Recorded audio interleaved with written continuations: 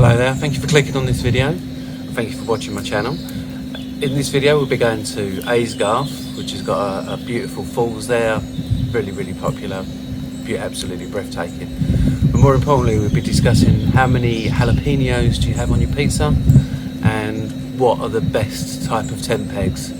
So as you can see, it's going to be a real riveting video, so without any further ado, let's crack on.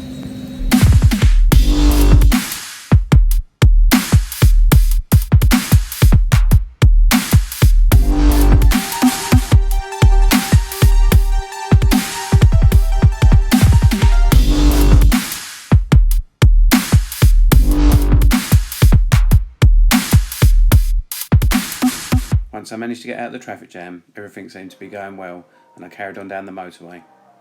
What's nice, once you come off of the motorway and head onto the A roads, there's some beautiful countryside that you wind through and there's some spectacular views to be had. Once off the main roads we head towards our meeting spot, which we politely call the coffee shop. And the good thing about the coffee shop is it overlooks St Andrew's Church, which is a medieval church and a fantastic building. It also boasts having the most amount of gravestones. I think there's over 1,000.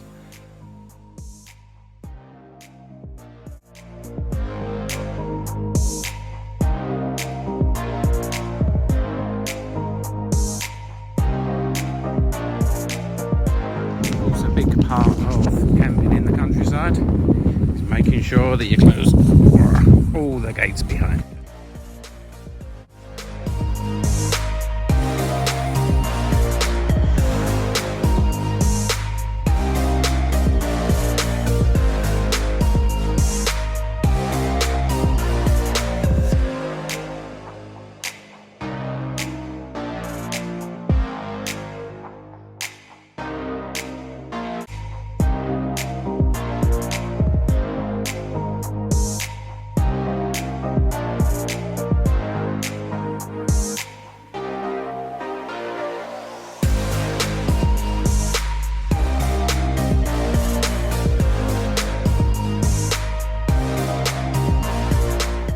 The entrance to the campsite is through an archway, which also has several public footpaths crossing through it. If you look above, they use an old, disused railway line. I've no idea how long it's been abandoned, or even where it went from and to, but it still looks pretty cool.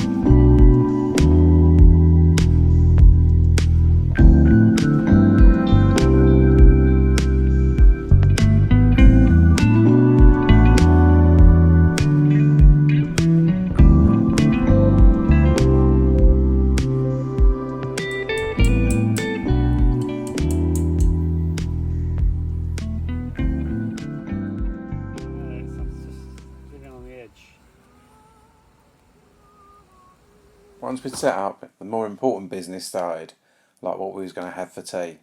We'd already decided that we were going to make up our own pizzas with our own toppings. So that's exactly what happened. So we went for all the normal stuff, the cheese, the pepperoni, the chorizo, mushrooms, and all the rest of it, which ended up into quite a debate. So Simon and I decided about the jalapenos and how many we should have. Me personally, I decided I was having no jalapenos. I played it safe. Got all the pizzas going and that was it. Simon decided he wanted a medium to moderate amount of jalapenos, which I thought was a bad idea, but hey, what do I know. Phil, on the other hand, decided he wanted loads and loads of jalapenos, and it will be interesting to find out what happened. But that's another story, but we'll get back to that later. As soon as the pizzas were ready, we were on it, and they were delicious, I must say. I really enjoyed mine. Simon did exactly the same. He really enjoyed it as well. He was on it. Phil had done a brilliant job with all the cooking, finished his with his multiple jalapenos, and he was like a man possessed. As these pictures show, there was a lot more to this evening than meets the eye. But we'll just let the pictures do the talking. And needless to say, once we'd had a really good night and lots of fun, lots of talking, lots of messing around, we all settled down for the evening eventually.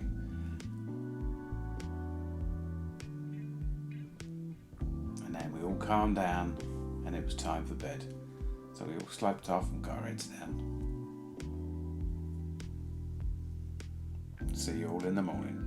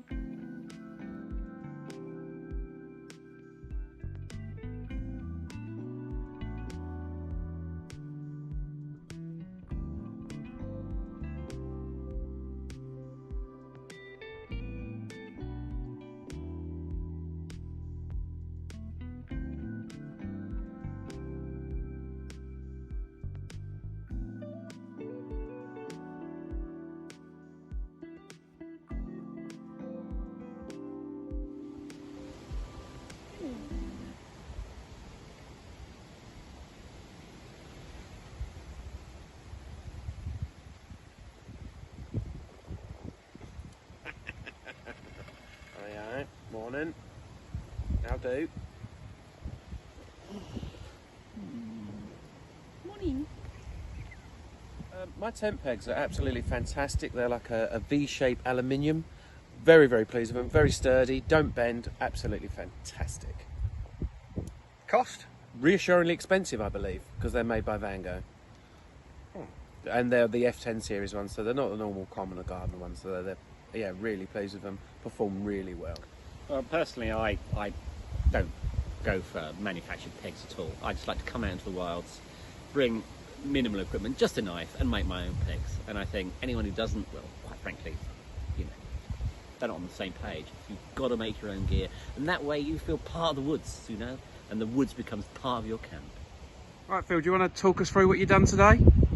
Well, a few weeks ago, I think we were at Aysgarth, weren't we? And you guys were talking about tent pegs. Yes, we were, Talking about airy fairy, expensive ones, and they're about that big. And Simon's talking about taking bits from the wood and being close to the land. And if he had it his way, there'd be no woods left in about a year's time. So you know what? You get yourself down to your nearest B&Q or something like that. And that's a peg. None of your reassuringly expensive malarkey. Get something like that.